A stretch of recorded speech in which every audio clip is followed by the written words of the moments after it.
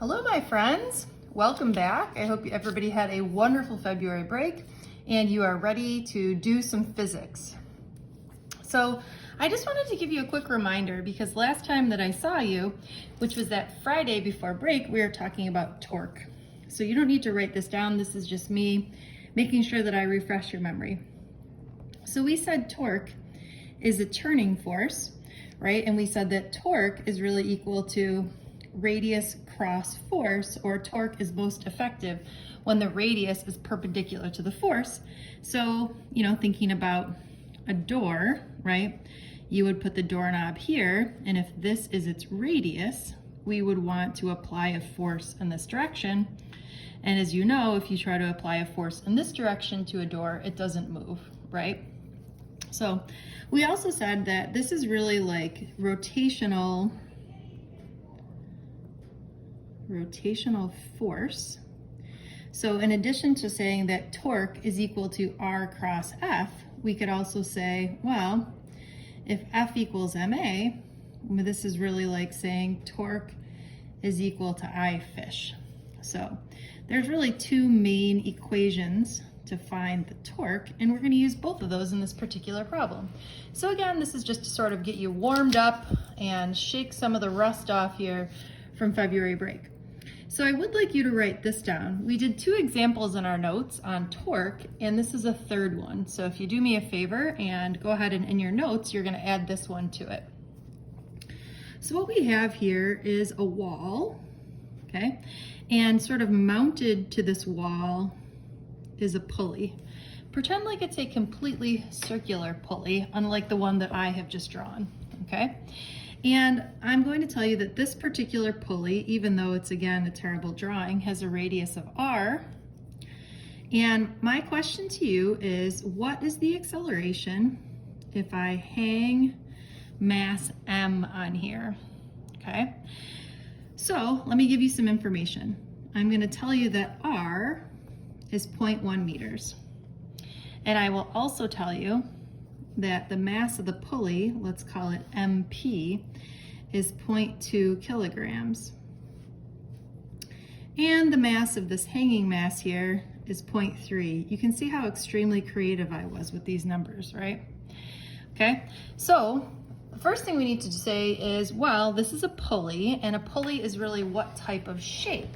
Well, hopefully you're saying, wait, let me pull out page 227, and what type of shape is a pulley? Okay, well, lucky for us, we can say that a pulley is a disc. So we can say that this is the disc, or we know that the rotational inertia of a pulley is 1/2 mr squared. So let's just write this down. The I of our pulley is going to be 1/2 mr squared. Okay, so the first thing I'm going to say is, well, we just reviewed torque, right? So let's start with the fact that torque is equal to I fish. Well, what is providing the torque, or what is causing this to turn? Well, it's the pull from this mass. So we could say, well, it's the tension from the string. Well, what is the tension equal to? Well, the tension is equal to the force of gravity that's pulling down here. So we can replace the torque with R cross F, and we can see that these two are at that 90-degree angle, right? Here's the R, and here's our FG, so we don't have to worry about the cross product. Okay, and I'm gonna write that this is FG is equal to I fish. Okay, let's plug in some other information. Well, this is really capital R, and the force of gravity is really mg, right? So not the mass of the pulley, but the mass of the mass. That's what's causing the torque. Now we've got the I, but there's really two sources of rotational inertia, right? Because we've got the I of the pulley, which is rotating,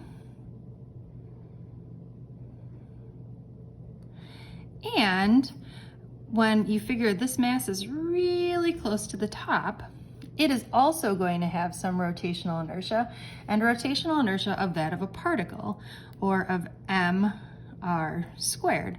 And we're assuming that, again, this is at some point earlier in the process that we sort of didn't draw, where the mass is really close to the top. You with me? So then at some point as the mass drops, it looks more like this. And because of that, we have to write it this way. Now, in terms of the fish, we don't want fish, we want A. So we're gonna do this a lot where we say, well, we know that A is equal to fish R, right? So if we divide both sides by R, or in this case, we've been talking about capital R, we get that fish can be replaced with A over R, okay? Now, the nice thing is that if we get rid of an R here, right, those all go away. And now there's an R in each piece, so look how nicely that cleans up. So we get mg is equal to 1/2 the mass of the pulley plus the mass of the mass times A, okay? And if we solve for A, because why not, we get mg divided by 1/2 mass of the pulley plus the mass of the mass. Or we get 0.3 times 10 divided by 1/2 of the mass of the pulley is 0.2 plus the mass of the mass is 0.3, and we're in business. All right, please take a second and calculate what did you get for the acceleration on that one. All right, hopefully you got 7.5 meters per second squared. Ooh, I guess I'm a little rusty here. Look at that bad box work there. All right, friends, have a good day. Hopefully that was helpful to you to shake off some of the rust. You've got some practice with torque using the PhET simulation to play the torque balancing act game. And you also have some torque practice. So what I'd like you to do is I give you the answers. So you're just going to show your work. And then I'll take any questions that you have on Tuesday. Hope you had a great break. Bye, friends.